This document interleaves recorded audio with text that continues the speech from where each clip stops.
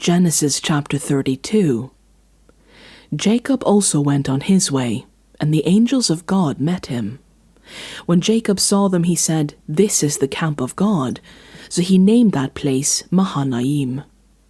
Jacob sent messengers ahead of him to his brother Esau in the land of Seir, the country of Edom.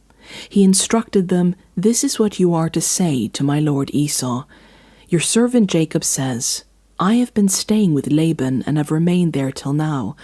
I have cattle and donkeys, sheep and goats, male and female servants. Now I am sending this message to my lord, that I may find favor in your eyes."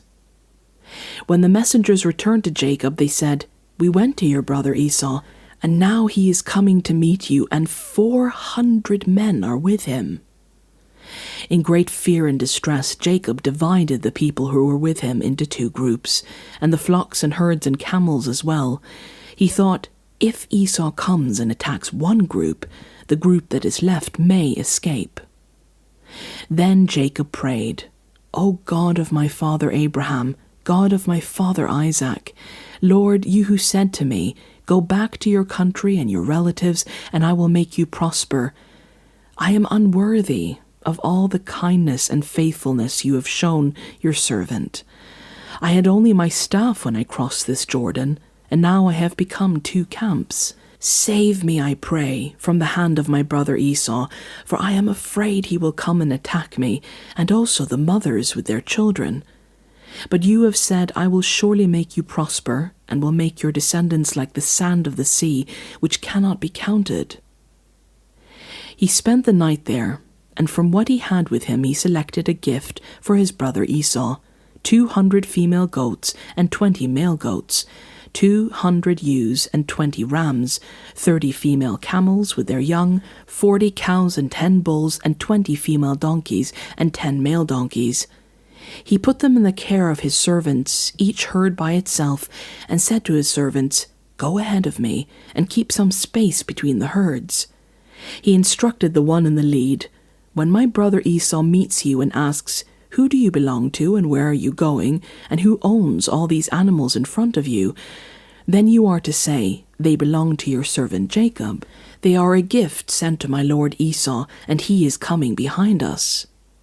He also instructed the second, the third, and all the others who followed the herds, "You are to say the same thing to Esau when you meet him, and be sure to say, 'Your servant Jacob is coming behind us.' For he thought, I will pacify him with these gifts I am sending on ahead.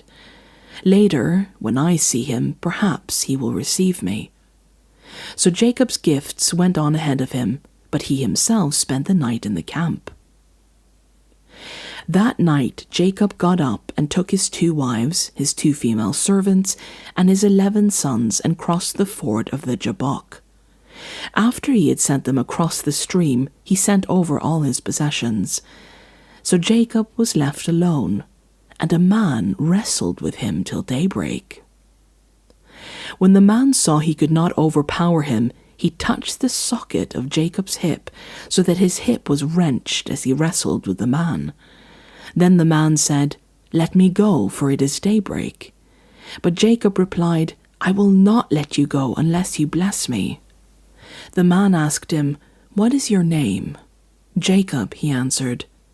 Then the man said, "Your name will no longer be Jacob, but Israel, because you have struggled with God and with humans, and have overcome."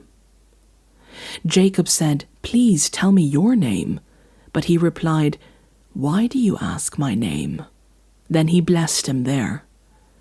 So Jacob called the place Peniel, saying, "It is because I saw God face to face, and yet my life was spared." The sun rose above him as he passed Peniel, and he was limping because of his hip. Therefore to this day the Israelites do not eat the tendon attached to the socket of the hip, because the socket of Jacob's hip was touched near the tendon.